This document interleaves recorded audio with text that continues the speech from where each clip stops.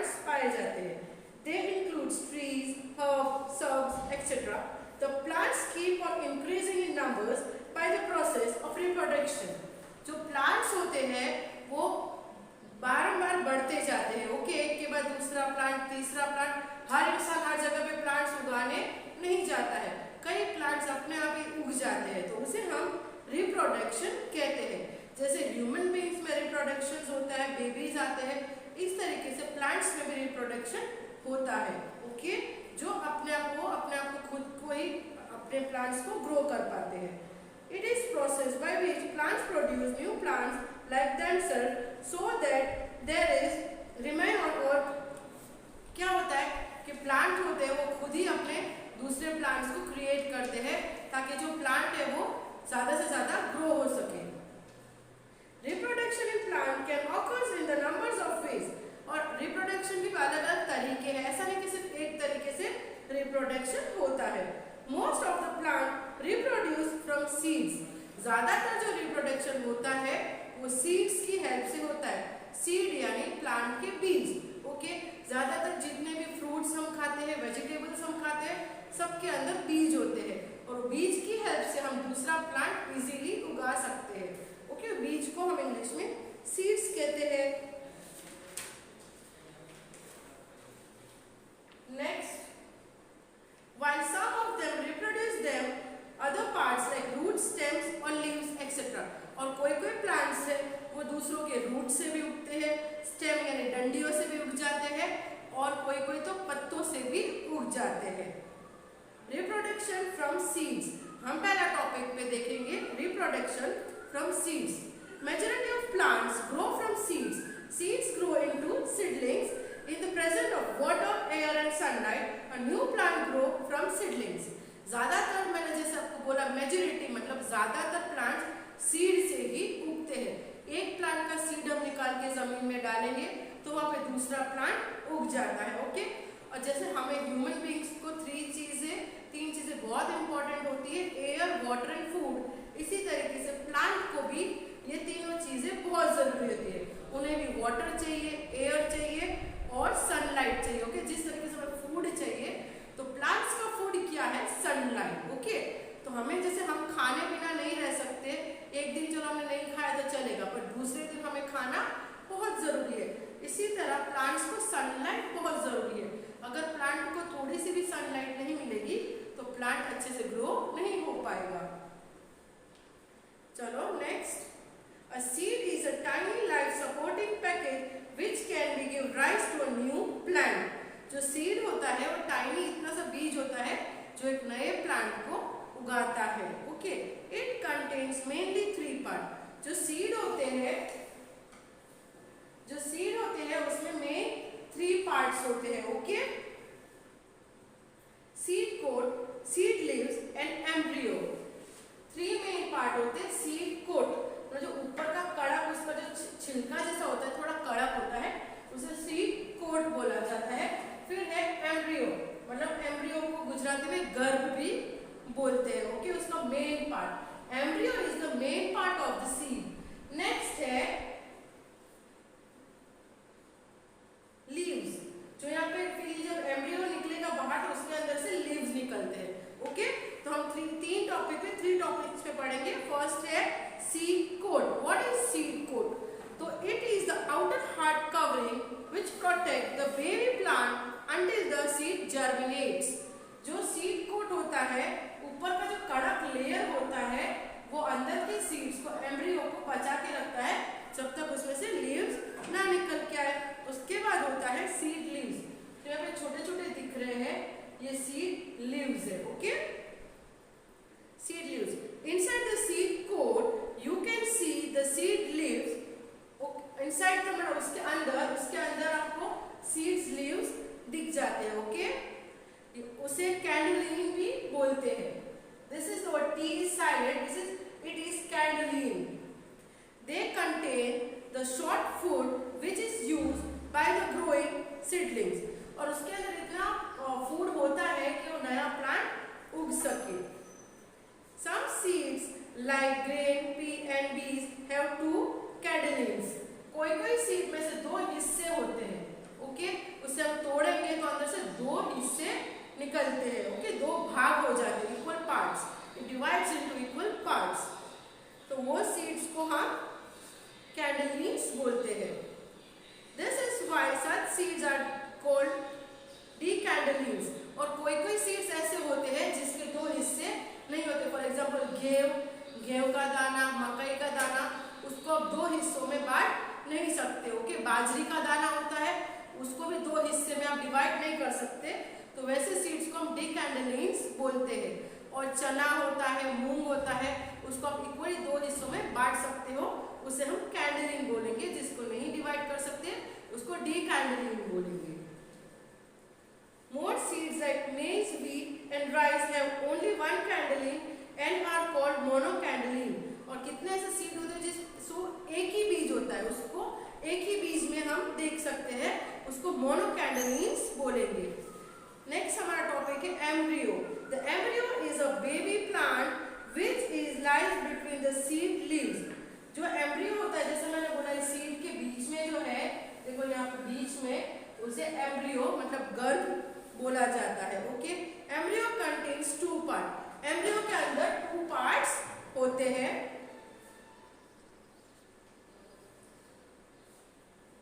The radical of the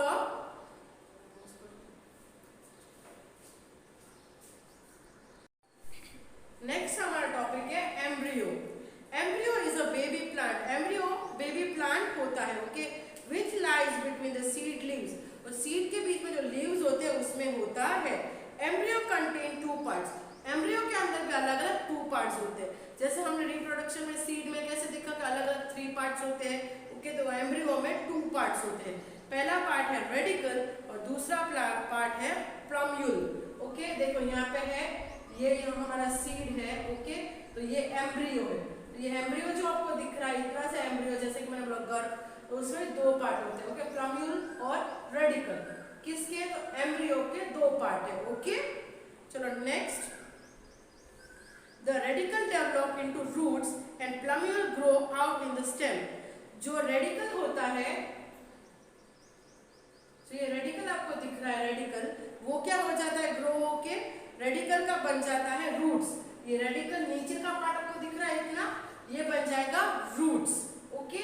और जो plumule है वो बन जाएगा हमारा स्टेम, मतलब जो प्लांट की डंडी होती है उसमें कन्वर्ट हो जाएगा बड़ा होने के बाद, ओके।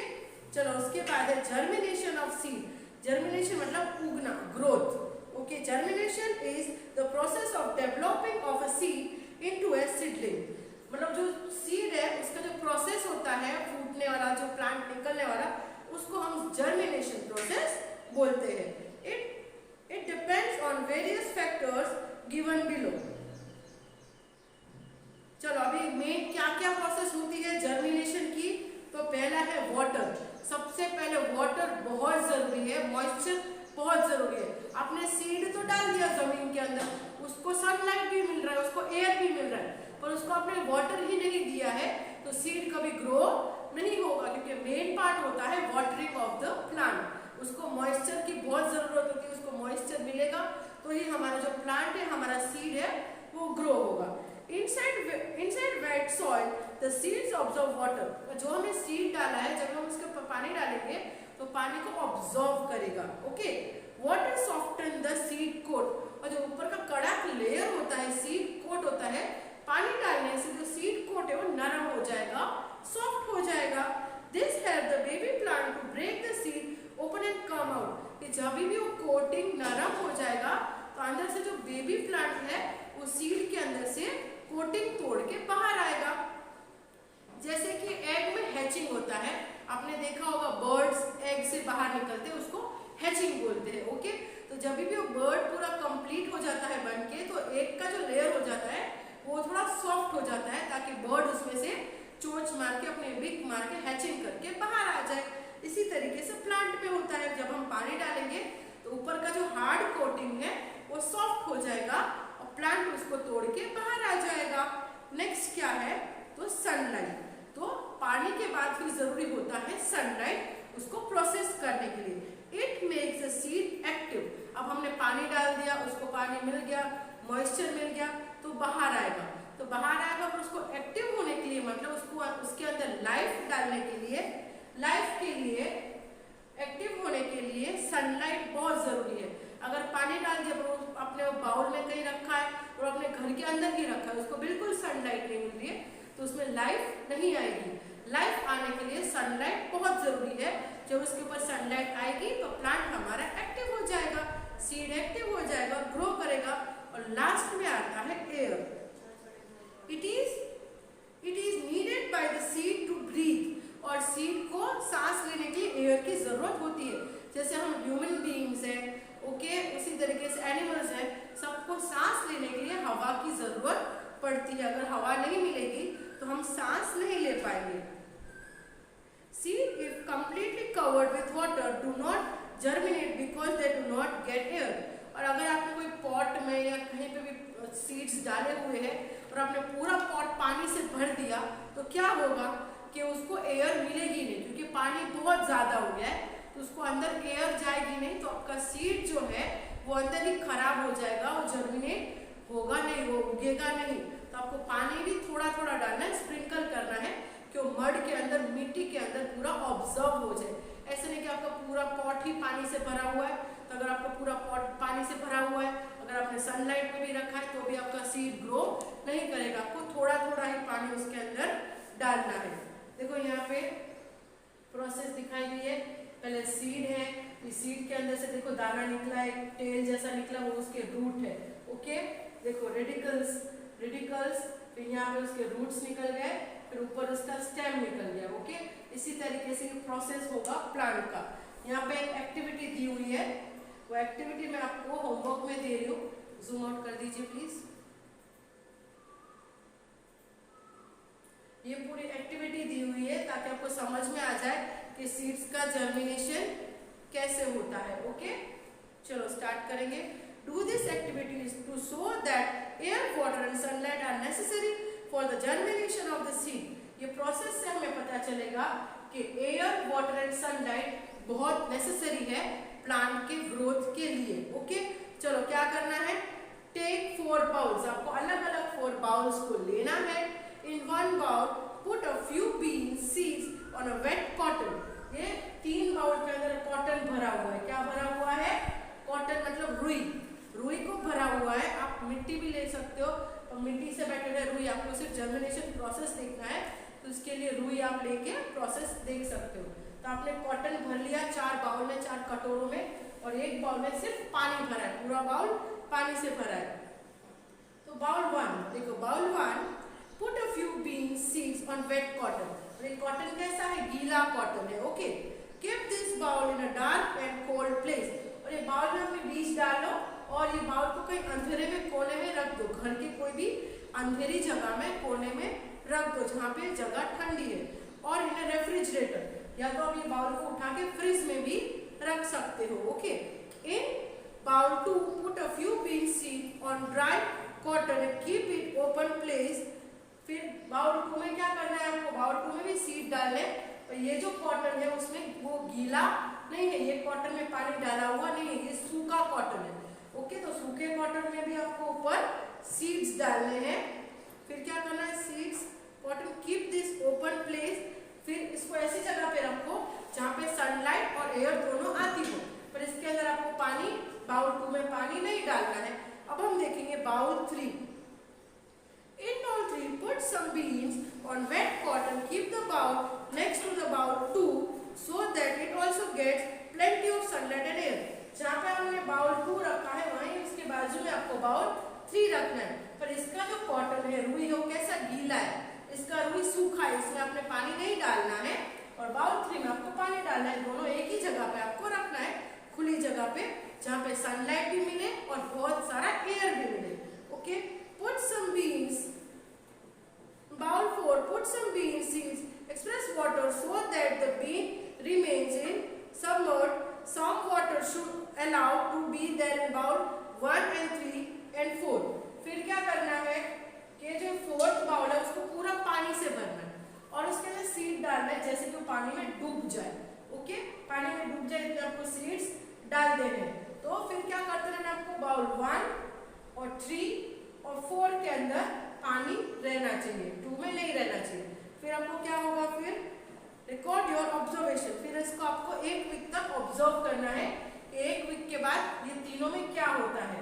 इसमें आपने क्या किया था, आपने इसमें पानी डाला और ये रेफ्रिजरेटर में फ्रिज में जाके रख दिया। तो फ्रिज में रख दिया तो इसको ना एयर मिलेगी ना सनलाइट मिलेगी, तो ये हमारा बाउल फेल हो जाएगा, इसमें कुछ होगा नहीं। और ये है, इसको आपने सनलाइट भी दी, एयर भी दी, पर आपने वाटर नहीं दिया, इसलिए ये वाले बाउल में कुछ नहीं होगा, ये बाउल भी हमारा फेल हो जाएगा। फिर जो थर्ड बाउल है, इसमें वाटर भी दिया, सनलाइट भी मिली और एयर भी मिली। तो देखो यहाँ पे आपको दिख रहा है हमारे सीडलिंग्स बाहर निकल रहे हैं। ओके, बाउल 4, इसमें बहुत सारा पानी डाल दिया तो उसको एयर मिलेगी ही नहीं, सीड्स को बिल्कुल एयर नहीं मिलेगी, एयर मिलना बहुत जरूरी है। तो ये जो 4th बाउल है वो भी हमारा फेल हो जाएगा। ओके, तो इस तरह एक्टिविटी को आपको घर पे ट्राई करना है। और यहाँ पे जो बॉक्स है उसमें आपको टिक करना है कि क्या हुआ, कौन सा बाउल आपका परफेक्ट रहा, कौन सा नहीं रहा। तो यहाँ पे हमारा जो चैप्टर है वो हाफ कंप्लीट होता है, ग्रोइंग प्लांट्स। बाकी का जो रिमेनिंग चैप्टर है वो हम हमारे नेक्स्ट वीडियो में कंप्लीट करेंगे। ओके, पर ये जो चैप्टर में कुछ हार्ड वर्ड्स है वो हार्ड वर्ड्स मैं आपको बता देती हूँ। वो हार्ड वर्ड्स आपको 5 टाइम्स लिखने हैं।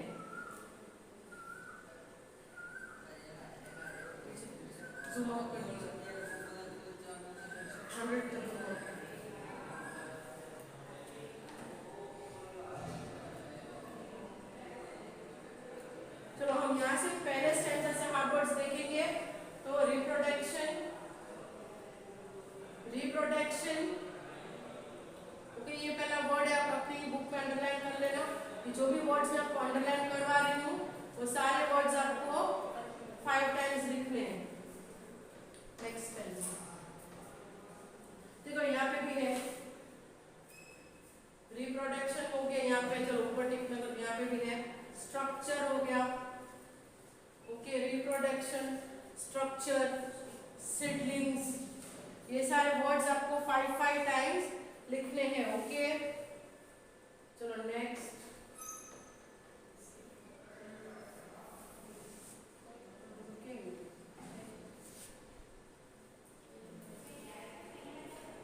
ये जो दूसरे वर्ड्स है कैंडलिंग, डीकैंडलिंग, मोनोकैंडलिंग, कैंडलिंग, डीकैंडलिंग और मोनोकैंडलिंग, ये वर्ड्स भी आप 5 टाइम्स लिखेंगे। और बाकी के सारे हार्ड वर्ड्स यहाँ डायग्राम में है, सारे आपको सीड कोड्स, एम्ब्रियो, प्लैम्यूल, ये सारे वर्ड्स आपको, ये भी वर्ड्स आपको 5 टाइम्स लिखने हैं। टोटल आई थिंक 10 स्पेलिंग हो गए होंगे। ये 10 स्पेलिंग आपको 5 टाइम्स आपकी बुक में लिखना है ताकि आपको स्पेलिंग अच्छे से याद हो जाए। क्वेश्चन आंसर में स्पेलिंग आएंगे तो इन्हें याद करना बहुत जरूरी है। आई होप जो भी टॉपिक मैंने आपको पढ़ाया है वो आपको अच्छे से समझ में आ गया होगा। Still kids, if you have any doubt आज के टॉपिक में तो स्कूल के प्रोवाइडेड नंबर पे आप कॉल करके आपकी डाउट है वो सॉल्व कर सकते हैं। आई होप डियर पेरेंट्स आपको हमारे वीडियोस अच्छे लग रहे होंगे। अगर आपको हमारे वीडियोस में कोई भी डाउट है, कोई भी चीज़ समझ में नहीं आ रही है तो स्कूल के प्रोवाइडेड नंबर पे आप कॉल करके आपकी जो भी डाउट है वो सारे डाउट को आप सॉल्व कर सकते हैं। ओके, और कोई क्वेश्चन है जो टॉपिक है आपको नहीं समझ में आ रहा है तो टीचर आपको पर्सनली कॉल में समझा देंगे। आई होप आपने हमारे चैनल को सब्सक्राइब कर लिया होगा। Okay, thank you, bye, have a nice day.